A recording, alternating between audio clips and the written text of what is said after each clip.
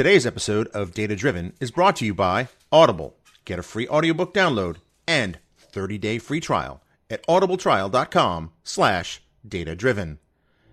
Hello and welcome to Data Driven, the podcast where we explore the emerging field of data science. We bring the best minds in data, software engineering, machine learning and artificial intelligence. Now here are your hosts, Frank Lavinia and Andy Leonard. Hello and welcome back to Data Driven, the podcast where we discuss the new oil, that is data. And with me, as always, is Andy Leonard. How you doing, Andy? I'm well, Frank. How are you? I'm doing well. I'm working my way through the data science certification, and I'm in the middle of Class 8. Wow. So how many classes are there? There are 10 total before I will be crowned a Jedi in the data sciences. And yeah, the 8th class so far has been probably the most challenging because it's entirely hands-on. Oh, okay. With not a lot of guidance from the instructor. So, okay. That's probably good feedback. Yes. I've been I've been very active in the forums about basically expressing that. So, but yeah. So I mean, the harder the class, I think the more you learn.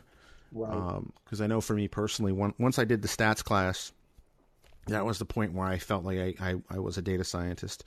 At least a Padawan data scientist. And if you have no idea what I'm talking about, it's all Star Wars stuff. And if you've seen Star Wars but not the prequels, consider yourself lucky. But you're also talking about the certification that Microsoft has released for data science in cooperation with edX.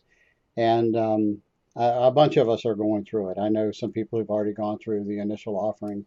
I'm making my way through very slowly. I'd like to finish by the end of 2017, but who knows?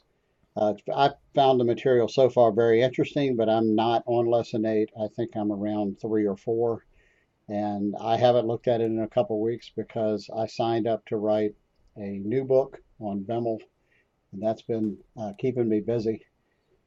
Lots of fun, great team writing that book, but that's what I've been up to. So it's all good. It's good to keep writing, good to keep learning, and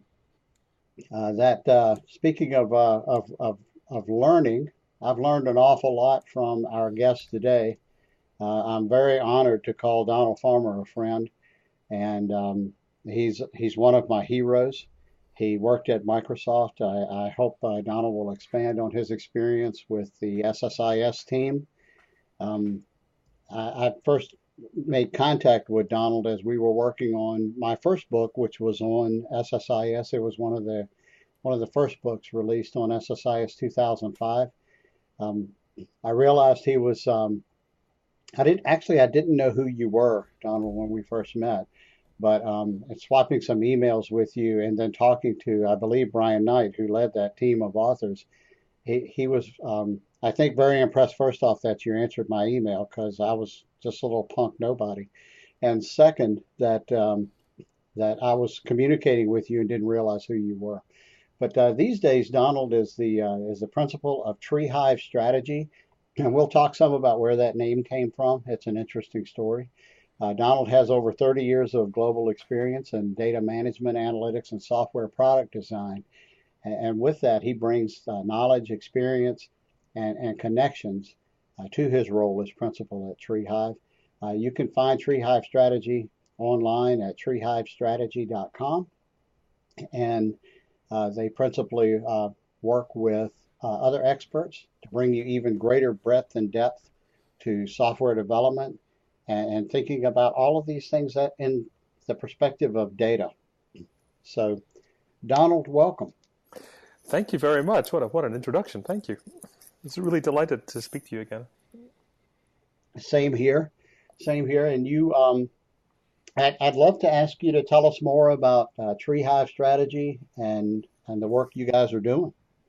Well, so I have, I kind of jokingly say I've semi-retired. It doesn't feel like I have. But I no longer work for a software vendor. I did work for Microsoft and for Click Technologies. But I'm now independent, and TreeHive Strategy is my independent banner. That's me hanging out my shingle. And what I'm doing at TreeHive Strategy is providing advice to investors and to the companies that investors are interested in, and to enterprises who are trying to make sense of their data. And I provide strategic advice. I'm not doing a lot of implementation these days, but I'm more kind of helping people set out their strategic direction, whether that's in investing, in development, or in implementation. Interesting. So when you say you help them with their investments, is you in the financial space or just kind of companies in general? In the financial space mainly. I'm particularly interested in, a lot of people are when people talk about investment in software, everybody gets excited about startups. And everybody assumes, kind of the default thing is, oh yeah, well, you're working with startups. But actually, I'm much more interested in companies in what you might call mid-stage, kind of midlife. Companies are going through a midlife crisis. They've had their initial success. They've built a product. They have a market. They have customers. But now they've got to look at what's their next product. Where does that come from? Where does their next idea come from? How do they build on the market and the technologies that they've developed? And very often they need additional investment to do that, which is very often private equity companies who'll be providing that. And that's a really fascinating area to get involved in. Now, I do advise some startups and in the data and analytics space, and have great fun doing that. But I actually think this area of the kind of mid-stage companies who are trying to reinvent themselves is underserved and underappreciated as well.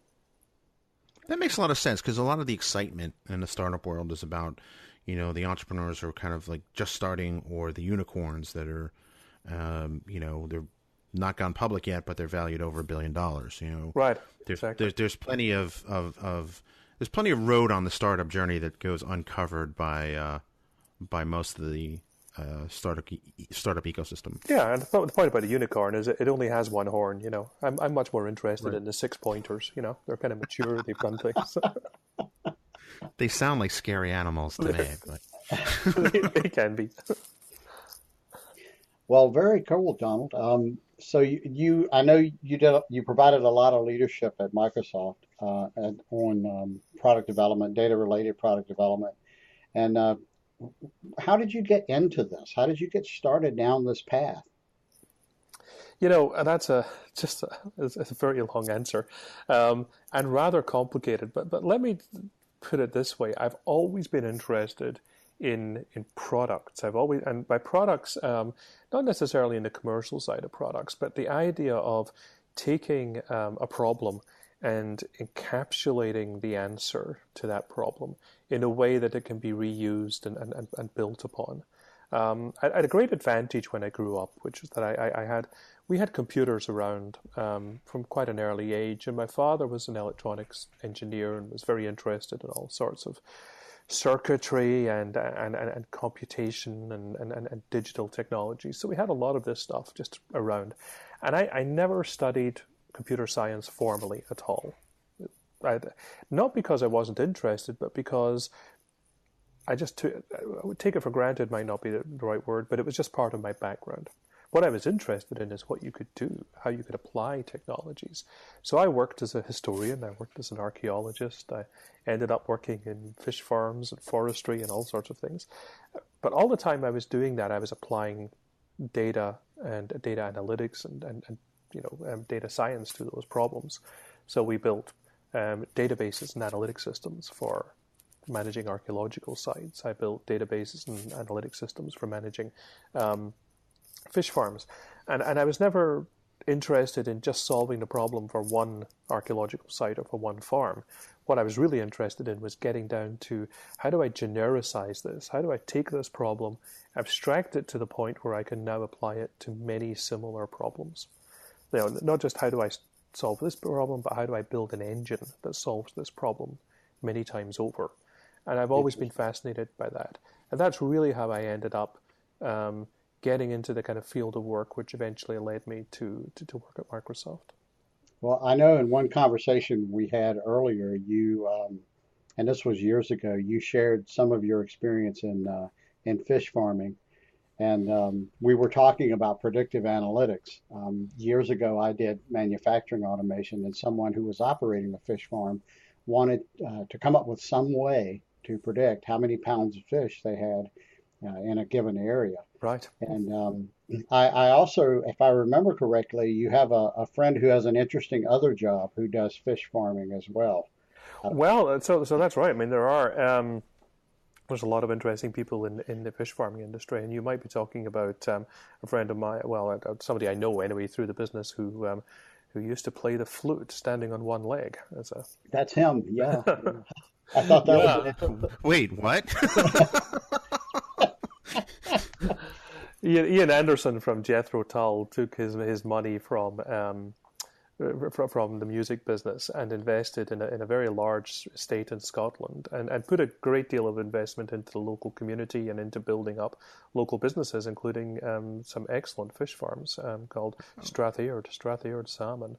And they were one of my big customers. And lots of interesting work that we did there in those days. Very interesting. Interesting.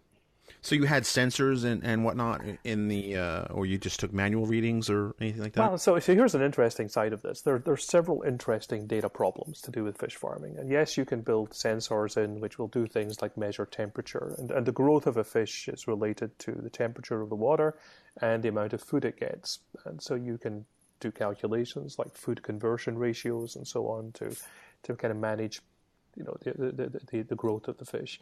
And then you have to sample your fish at different times. So you take a sample of them, you weigh them, weigh the total sample, take some averages. Now you've got the number of fish that you've got. But one of the interesting problems with fish farms is that you never know how much fish you actually have at any one time. Because everything is sampled, you can't go in and count every single one of 500,000 little tiny hatchlings. You simply don't know how many fish you've got. But at the end of the day, when you come to sell these fish to a market, you think of buying a trout or a salmon in a supermarket. Each individual fish has a value, and that value may be quite high. If you're raising salmon for breeding, the value of fish may be, by the way, $800 to $1,000 for a prime breeding salmon. So you can't count how many fish you have, but the value of each individual fish is potentially very high. So at the end of the day, you do a calculation at harvest time. At that point, you do know how many fish you've had. You end up with this value that we might call the overage, which is the difference between what you thought you had and what you really have. And so it's really interesting. It's an area in which everything is very vague until the point it's harvested, and then it becomes very clear. And you've got to account for all that vagueness in the predictions and the calculations that you do. So it's not like making cars where you know how many cars you're making at any one time. You have no idea how many fish you're making, and then suddenly at the end of the day, you've got a calculation that resolves all of that. That's really interesting. So it's and it has a lot of parallels, I would say, in a lot of what we're seeing these days, in some very modern and very technological areas where growth is organic, and I can see some parallels between this and things like the Internet of Things, IoT, and big data, and all of these collection and integration problems that I know you've worked on before. It's interesting. Ambiguity is actually and probability is becoming really important to us. One of the things I frequently tell people in presentations now these days is that we need to get very comfortable with the language of ambiguity in our work. You're doing a data science course, Frank. To me, the language of data science is the language of ambiguity. That's actually very well stated. I would say one of the things you mentioned is that I think in a manufacturing economy, people are a lot more comfortable with certainty. You know exactly how many cars you have in the assembly line. You don't know necessarily how many you'll sell. But now I would say uncertainty and probability is probably more of a more of a thing in our daily lives, and data modeling around that can make or break a business, if not an industry. And we think that, we think so many businesses are actually run with very clear insight. Increasingly, businesses don't run on clear insight. They run on probability, because they've discovered that running on probability improves their margins. You don't know, obviously, things like sales and so on. You don't know how many customers are likely to come into your business, but you can work around the probabilities. But there's been a case in the news just in the last couple of days.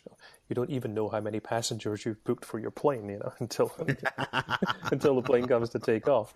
And regardless of that particular incident, it's still an interesting problem. That's a probability problem. We know we can overbook the plane because we know a certain number of passengers are not going to turn up. That's a probability issue. And it's fascinating that something as precise as running an airline actually runs on probabilities.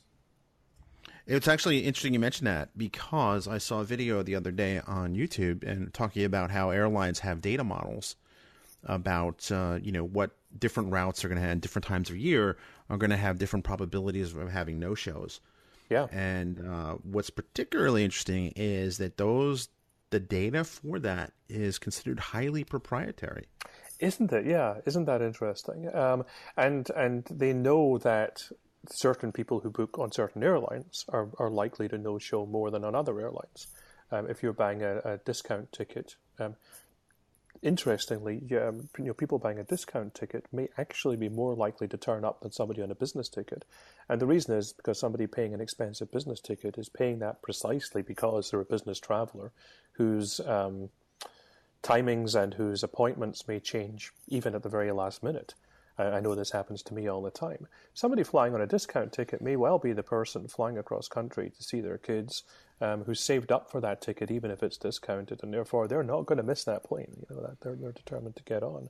So it can actually be quite counterintuitive sometimes, and I think it's really fascinating the way we're starting to build this probabilistic view of the world into the work that we do nowadays.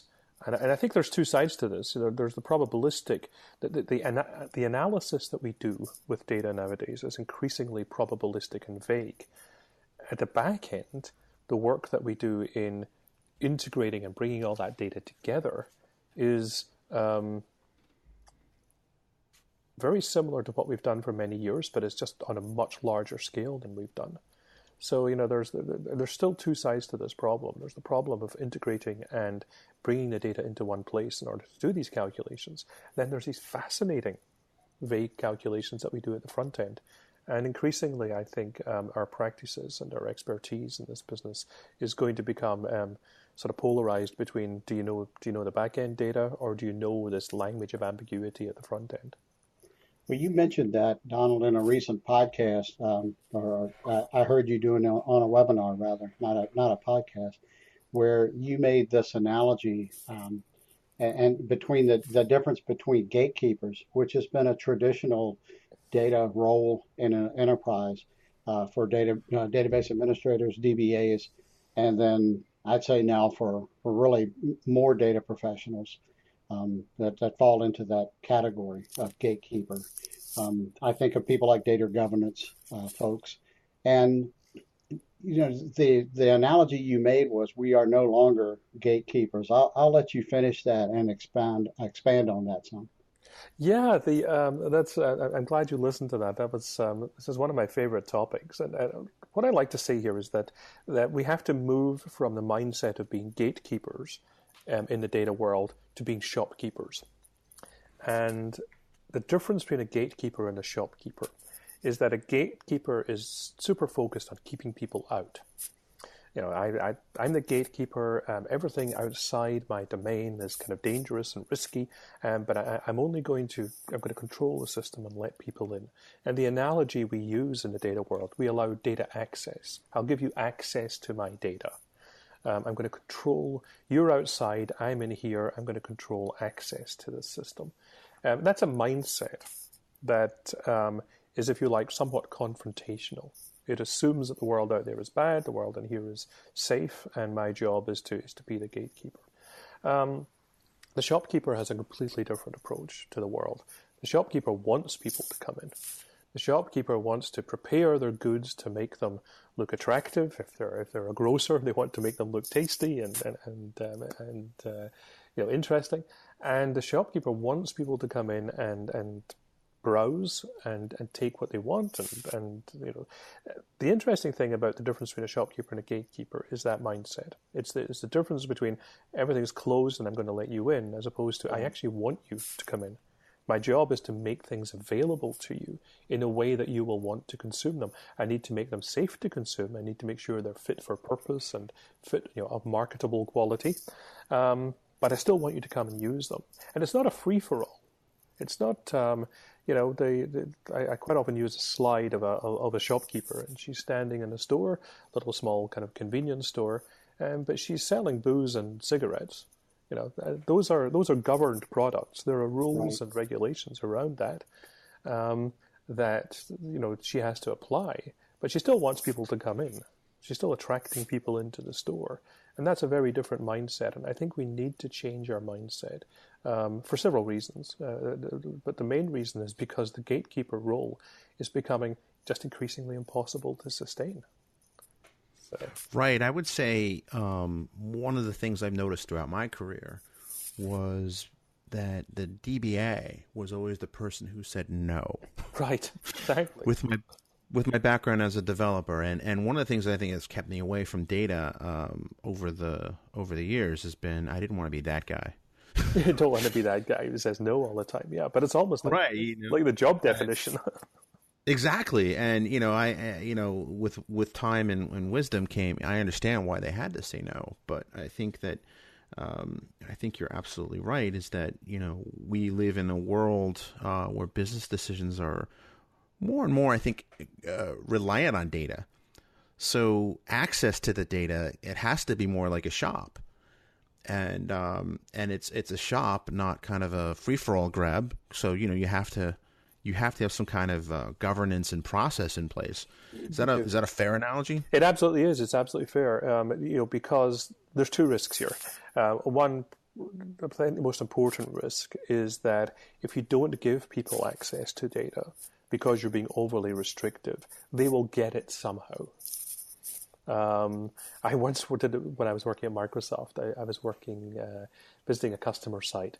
And we found some data for the project we were working on. It was in a folder that was called, / server name / cappuccino. And this was a financial services company. We said, why is this folder called cappuccino? It's kind of a very strange name for a folder. Everything else is called things like reports and things like that. Well, why is this folder called cappuccino? It's full of CSV files. And the guy said, oh, well, that's pretty straightforward. I'm not really meant to have this data. But every time I get an extract from the mainframe, I buy the administrator a cappuccino, and this just reminds me to buy her a cappuccino when I see a new file. That's awesome. Yep. All their controls had kind of broken down at this point. Now, that's a danger. The funny thing about that problem is not only an amusing story. The guy was not a bad guy. He wasn't a bad actor, as they say. He wasn't trying to do damage. He wasn't trying to hack anything. He was just trying to do his job. But the controls around the system prevented him doing the job. And he'd found this workaround, and then the workaround had become part of the process.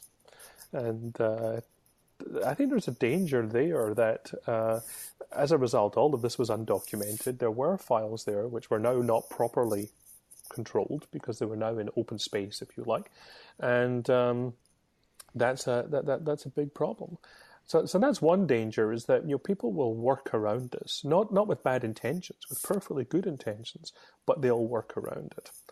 The second danger is that you lock down the data and people can't do their job, and they give up trying. And you end up with an IT department and a business department who hate each other, or at the very least are opposed to each other. And the business suffers as a result because people give up trying to do it. So, people will either work around it or they'll give up, and both of those are bad business outcomes. No, that's true. And I think we can all anecdotally say there's that there's a lot of places where IT and business departments see each other as adversaries, not necessarily as allies on the same team. Oh, absolutely, yeah, and it's a huge problem. So the shopkeeper analogy, in a sense, even though technically many of the things you do as a shopkeeper DBA would be similar to the things that you do as a traditional DBA. You create data feeds. You create them, which are data feeds which are integrated, and the quality is being controlled, and they're regularly maintained, and they're fit for purpose. So they're a data feed that's appropriate to give somebody. That's similar to what you might want to do as a traditional DBA. But the attitude is very different, and your relationship with the users is very different. So I think that's important. Yeah, you're not the one who says no. You're the one who says it's going to cost you. Yeah, exactly. Yeah. I mean, not necessarily in such a hostile way. That's the Jersey in me leaking out, Andy. Yeah, it's going to cost you. But I think it's very important to do that. The other problem that people have is the DBA. The traditional role of the DBA is also based on this concept that you can map out an architecture for your company that you fully understand and is fully governed and carefully managed. And the problem is that, as I was saying about the cappuccino problem, people will find a way around that. And there are other systems. We used to have what you'd call the flying floppy network back in the days. There might be a way in which the systems are properly integrated, but you throw a floppy disk across the room and somebody's got a copy of the data. And flying floppy networks are a very common way of sharing data. Nowadays, I have a different name for that. I call it Nakatomi Space. Do you know where Nakatomi comes from? Yes. No, it's a Nakatomi. You know where the phrase Nakatomi comes from, yeah? I don't. No, well, I do, but only because I'm a fan of those movies. You're a fan of the movie, so I'll try to be polite about them. So Die Hard, in the first Die Hard. Yes. The terrorists take over this new building called Nakatomi Plaza. And Nakatomi Plaza is this splendid construction. It's beautiful new office building. It has all the latest technology, all the latest security technology, all the latest. It has elevators. It has a huge kind of dramatic golden sweeping staircase. It has beautifully partitioned and laid out modern offices. And the terrorists take over this building, and Bruce Willis has got to kind of fight them off one by one. And the interesting thing about that is he navigates that space. He navigates Nakatomi Plaza with a completely parallel understanding of what that space means. So what I mean by that is he doesn't use the elevator. He uses the elevator shaft. He doesn't use if he wants to get into a building, he want to get into a room. He doesn't go through the door. He either smashes his way through the window or he crawls along the ventilation shaft. And that certainly never goes along a corridor. He navigates the building in a way which is completely parallel to the architecture that the architects designed. The terrorists and the authorities are both at a disadvantage because they have looked at the architecture from the way it was designed. So, there are no alarms on the 23rd floor windows because who's going to come through a 23rd floor window that doesn't open? Well, Bruce Willis is going to smash his way through that window. He sees the building as a set of opportunities for navigation that is completely different from the way the architect designed it. The architect and the terrorists think of the building in one way, he sees the building in another way. And so my challenge to data architects in this case, or system designers, is what's the Nakatomi space in your data architecture? How are people actually navigating it? How can they navigate? And I don't mean hackers. I just mean people who are trying to do their job. Well, the cappuccino folder was an example of Nakatomi space. People were doing things that are not allowed, if you like, or are parallel to the architecture. It's like a parallel world to the architecture that they thought of. Another example would be, if you've ever worked in a public business. Have you worked for a public company? I have, yeah. Yeah. So that when you're listed on the stock exchange, every quarterly result is important. Your stock price is greatly affected by quarterly results. So about 3 weeks before the end of the quarter, systems start to get locked down. You'll start to lock down the sales results because a lot of your sales typically will come at the very last very end of a quarter. The sales guys are rushing around trying to close deals in order to get their results in. About 3 weeks perhaps before the end of a quarter, people start to lock down things like the sales dashboards. And the reason for that is because that now becomes very sensitive information. The sales dashboard that managers have been using for the rest of the quarter to track performance suddenly becomes proprietary, and because of the risk of insider trading or effects on the stock price, material effects on the stock price, they start to lock down those systems. Right. That's pretty straightforward, and that's a technological approach to that problem. There is nothing stopping somebody standing around a water cooler talking about this quarter's performance. Right. True. If you're standing around a water cooler talking about data and talking about numbers, then you're collaborating on data. It's not locked down by any system. It might be totally impossible for that person to, share the data behind that dashboard. They might not be able to export it to Excel anymore and give you a floppy. They can still talk to you. So for all our work that we've done as data architects to try and lock down the system, we can't prevent people just talking about it. That's the Nakatomi space of the data world, and that's one of the spaces. So that's a real challenge, how do you live in that world? And that's one of the reasons I suggest that trying to pretend we can lock everything down as gatekeepers is actually, it leads us astray. That makes a lot of sense. And while we're quoting older movies, I think the line from Jurassic Park comes to mind. Life finds a way. Right, exactly. Data finds a way. Data finds a way. I like that. Yeah, it's a good adaptation of that. And I love your thinking on that, Donald. It's more about, how business processes work in the real world as opposed to, our thoughts at the outset of the project, or, even when we're designing, and even before that, when we're beginning to architect a design that will, serve our enterprise. We definitely approach it with blinders on. I can speak from experience, and having done consulting for a number of companies, I know that when I walk in the door sometimes and look at their data model, some things usually leap out at me, and I can't explain how that happens. But I'll start asking questions about how this is related to that, and the first response is often, no, you're doing it wrong. You're looking at this wrong. Right. And then we'll go grab lunch maybe a week or so into the project, and that person will say, the way you looked at that, I hadn't thought of that before, but you're right. There is this relationship between all of these things, and it's just not. It wasn't obvious when we designed it. It's not obvious to the way we intended the data to be used.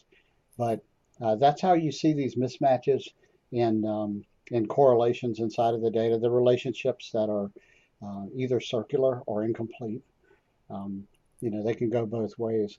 But it's very interesting to think about that. How is this data consumed? How is this data put to work? There are unintended consequences in every data model. And when people design a data model, they generally have a particular set of scenarios in mind. And very often what happens is the business moves on, as businesses do. Businesses are continually evolving, but the data model hasn't. And so people start to, in various ways, they start to kind of overload the data model. They start to use it in ways in which it wasn't intended. Right. Again, because it can be too slow to change the model, or because that new use case has never been captured. And that can lead to a lot of these kind of unintended consequences, which you, coming in as an experienced and insightful kind of consultant, will pick up, and they won't pick it up because they're still seeing it with the old mindset. Well, I would say to thank you first for the compliment about being experienced and insightful. But my old I live in Farmville, as you're well aware, and my old redneck ways, we refer to that as jacking it up. And usually when you jack something up around here, you're going to put it on cinder blocks, and it's going to either set out front near the refrigerator on the porch, or something like that.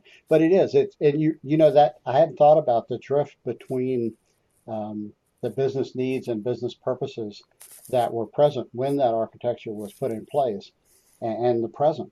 And that is a very interesting way to think about that, as it's things have changed, but has the model changed? And the answer is no. Usually they don't. I mean, how many times have you heard of, or you've seen it where they put in all nines to indicate something?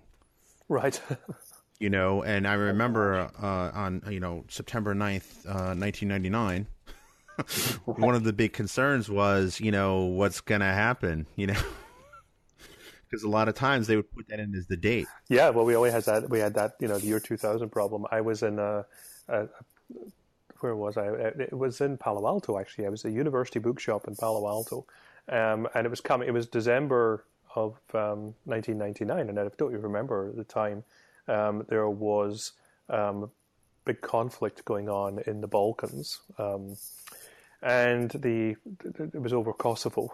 And the United States and the UK were bombing the Serbians at that time, or bombing Belgrade. And there was a guy there giving a lecture where he claimed that this was entirely due to the year 2000 problem, that all the cruise missiles had a year 2000 problem.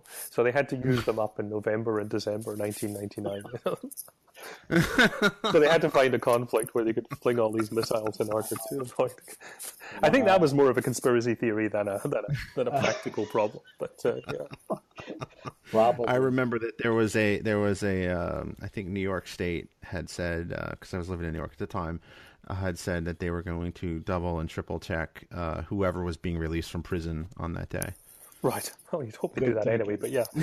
You hope you do that anyway, but, But here's the funny thing, we all worried about the year 2000 problem, and people made a lot of money consulting on it. My sister dusted off her COBOL skills, and I think, did pretty well out of it. But nothing happened. And then nothing really happened, and people then turned around and said, yeah, but that's because we fixed it all. Well, I don't know that was true either, Yeah. Interesting spin there, to be sure. I was working as a manufacturing person at that time, doing manufacturing integration, and talked to a few people who were genuinely concerned, and I understood the fear. But I asked them, "What do you think happens when these machines break today?" The plant does not shut down, and trust me, they break. I know because I get called to fix them sometimes, and everything flips to manual, and you continue working on that. And there's a lot of lessons that we can pull, I think, out of those days and into our modern era when we see people still being people, even in the face of data. I think there's a couple of really good examples that would fit, especially in the political arena. Around conspiracy theories. I think there's, good and bad, accurate and inaccurate. I think there's a lot to be said about fear. And I know Frank likes the phrase fear and loathing, so I'll throw that in just for you. But, and data, I think, helps this. But the misapplication of data I've seen, contribute to some things that we don't really want to promote. So some really bad ideas get promoted by the misapplication of data. And it goes back, I think, some to that old quote about statistics being, or about lies, damned lies, and statistics. We may be ready to put another phrase on the end of that, and data science or big data or yeah. Well, people often quote that Edward Deming phrase, that that quotation that without data you're just another person with an opinion. I think the problem is that with data you're just another person with data and an opinion.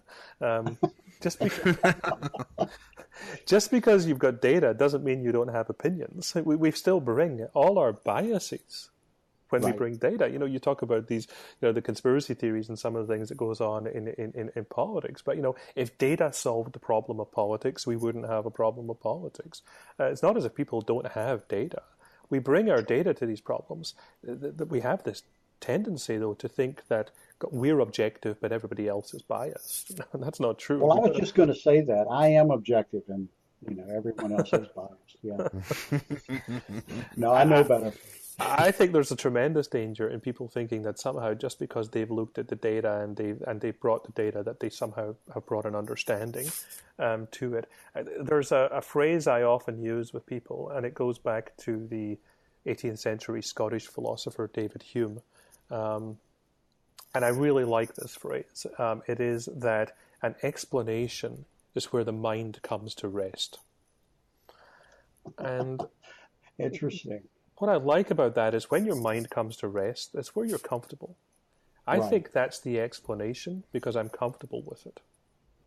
Somebody else might not be comfortable and keep digging into that data and find more things than you did.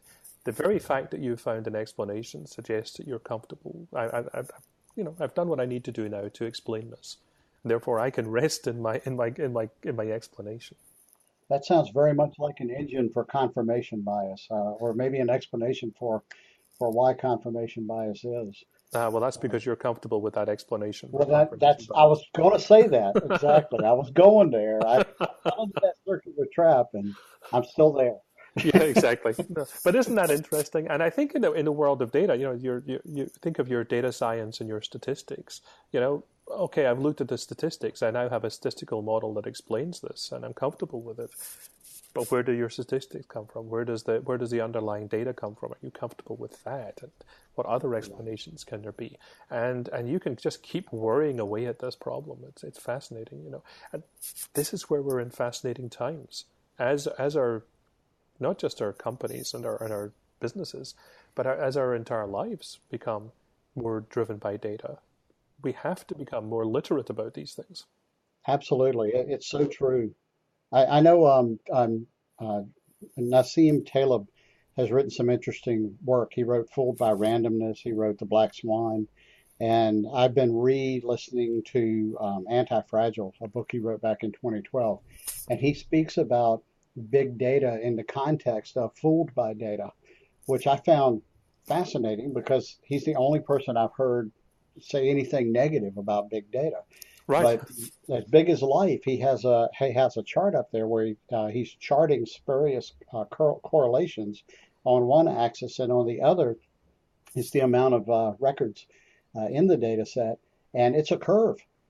He says, the more data we have, the more spurious correlations we're going to generate out of that. And I had not ever thought about that, but I was trying to, as I listened to him make that statement, I tried to go back through my clients, and I've done some big data work, and I think he's right. Oh yeah, I'm sure. I think he's a fascinating author. The Black Swan is an interesting book. I have a friend, a Nigerian friend, very, very intelligent. He's not a Nigerian prince, is he? He's not a Nigerian prince. Doesn't work at a bank. I hate to say it, the National Bank of Nigeria used to be a Microsoft customer, and it was really difficult getting emails through the spam filter from them. It's constantly having to go and check junk on these guys. The poor guys. I mean, you try sending an email from there. Anyway, my Nigerian friend, he read Nassim Taleb's book about the Black Swan, and he's a data scientist. He's a very smart guy. But he's only lived in the US for about 8 years. He didn't have a clue what Nassim Taleb was talking about this big crisis that nobody had predicted, because he didn't live through it. To him, right. He was a student at the time, and he wasn't particularly interested in the world of finance. And so the big crash that Nassim Taleb was talking about, my friend Michael would be looking around, reading this chapter, and thinking, I have no idea what this guy's talking about. Nothing was wrong. Everything was fine, The cars were running, the planes were flying, the shops were full of food. What was the problem?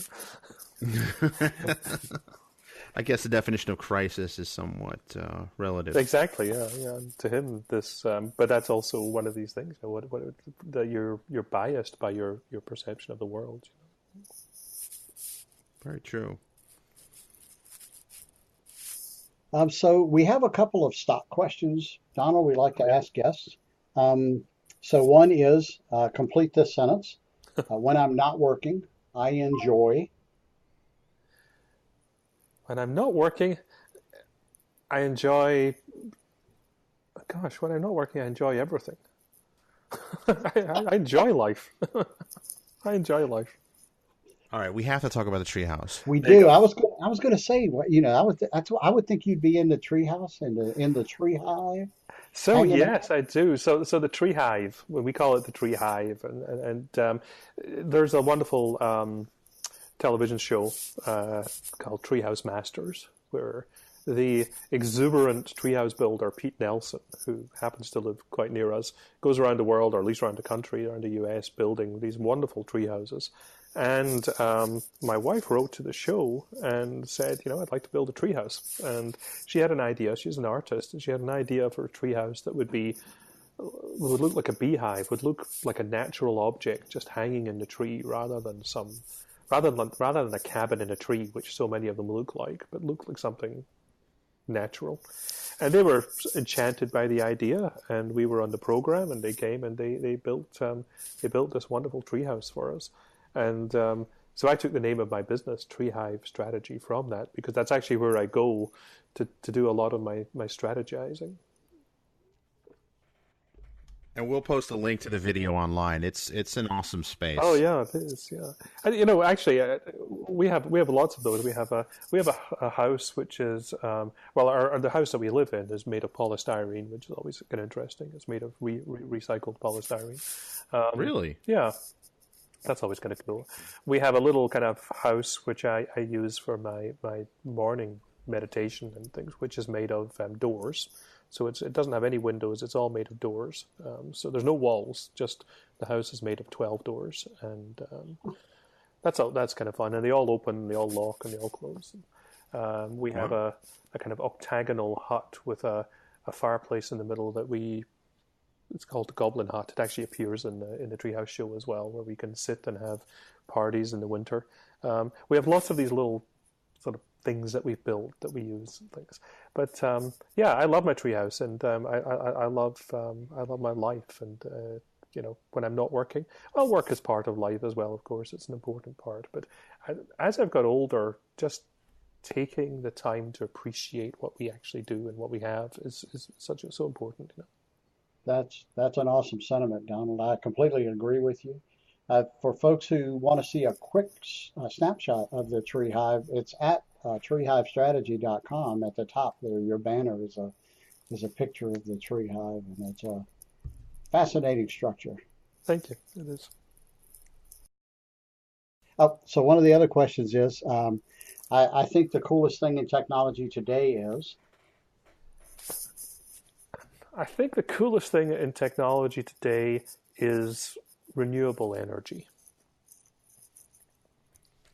And the reason I say that is because if you think of the world of technology and the way it's developed, from the Industrial Revolution onwards, the source of energy has been incredibly important.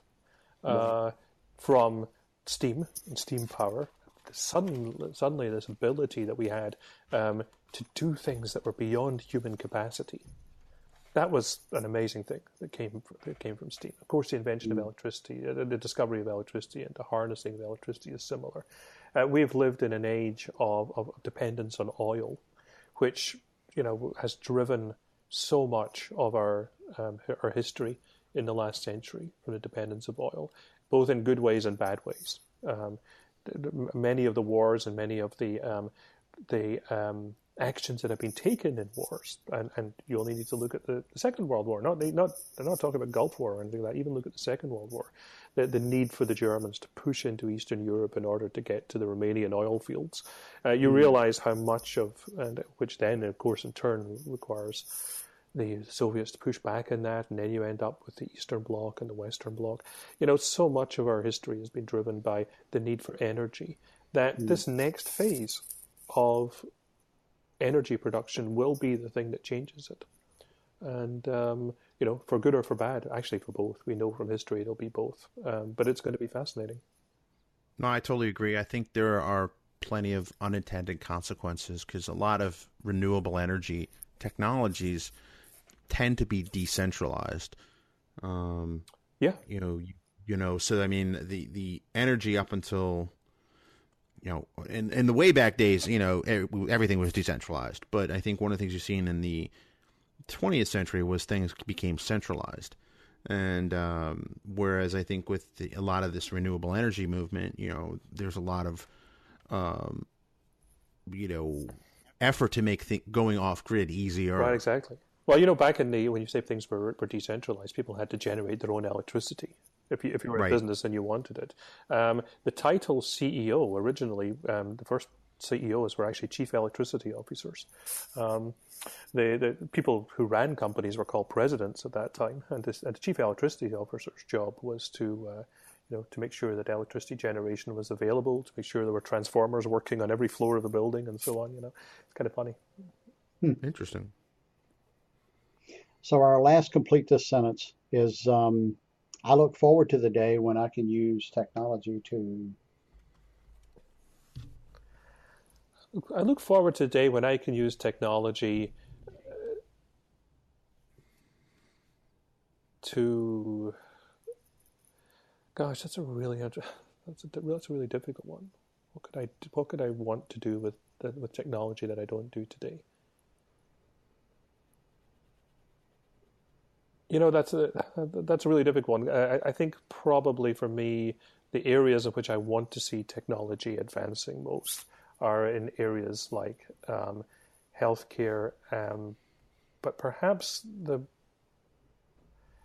I can use technology to solve social crises, I think that would be interesting. So there's an area I'm doing some work in, which I'm really interested in just now, which is using blockchain in some interesting ways.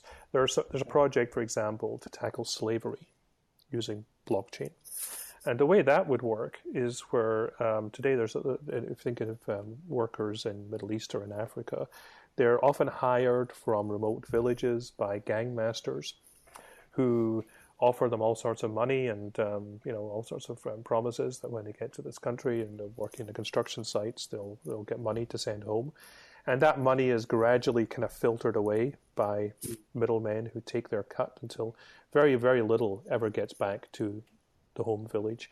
And these people are often bound into appalling kind of so-called contracts that they don't even know or understand, can't even read in many cases. And blockchain actually provides a way of ensuring that every link in the chain from the home village right through to the contractor, probably the multinational contractor building an airport in the Middle East on a construction site, that every link in that chain is public, is certified, and is trackable.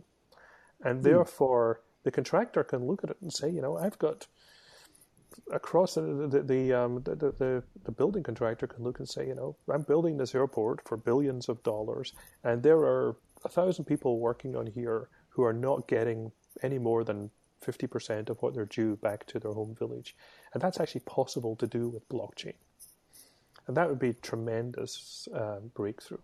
And so I'm really interested in the use of technology to solve that kind of social problem. And that's just one example. There's many, many examples of how technology could affect people in that way. And I think that's pretty exciting. That is. Interesting. Yeah. Agreed with that.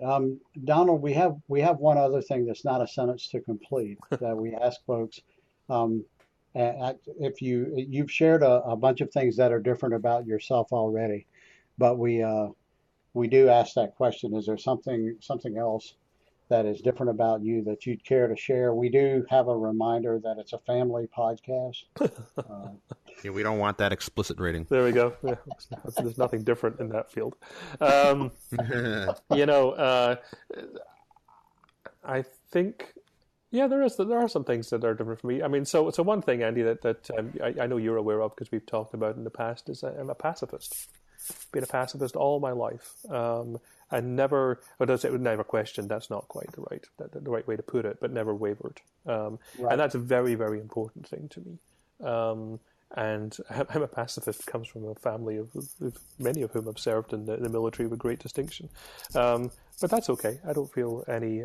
We get on very well, and we have no distinction about that. But it does actually affect the way in which I look at life, because it turns out that in my work and in my business, I'm very focused on resolving conflict, and I'm very focused on understanding the roots of conflict, and I'm very focused on my role in that. And it's a very personal thing. I'm not a, if you like, a political pacifist. I would never go out and try and convert someone. I think it's a personal choice. But it does mean I'm really interested in resolving conflict and in understanding conflict. And that influences a great deal of what I do. And as I go through life and work, I find that most people actually aren't. A lot of people enjoy a little bit of conflict, and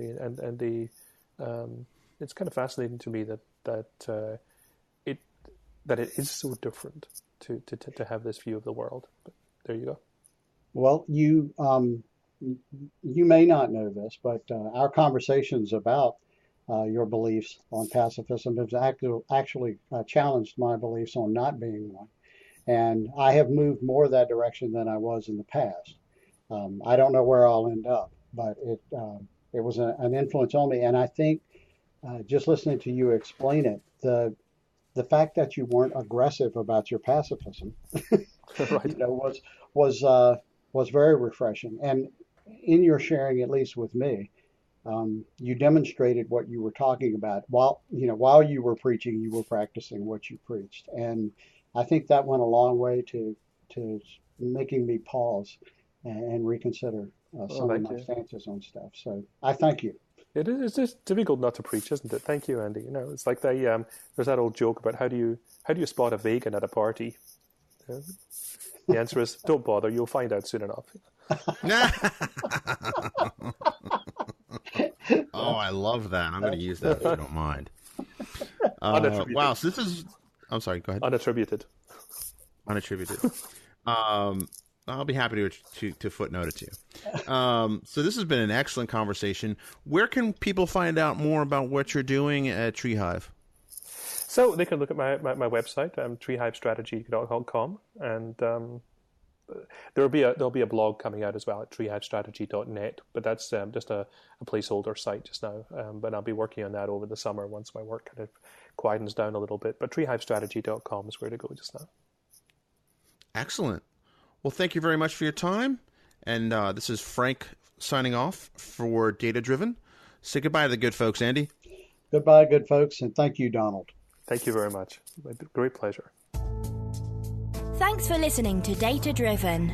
Don't just listen. Become a data driver by going to datadriven.tv to sign up to join the community, access to special events, tips and tricks, and more. Sign up today at datadriven.tv.